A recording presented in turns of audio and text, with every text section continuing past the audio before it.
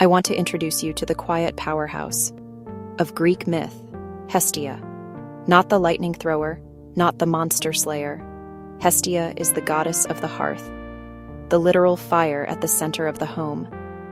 In a world of grand quests, Hestia chose presence over drama. She kept the flame burning in temples and houses, and that flame meant life. Warmth, cooked food, safe light after dark. While others fought for glory, she made life possible. Hestia was so respected that every sacrifice to any god started with her. First fire, first offering, first thanks. She didn't have a shiny throne on Olympus because she didn't need one. Every home was her temple. Here's the modern twist. I think Hestia is the patron saint of the basics, the routines we dismiss. Making the bed, calling your mom, eating around a table, showing up on time, keeping a promise. None of that trends, but it holds everything together.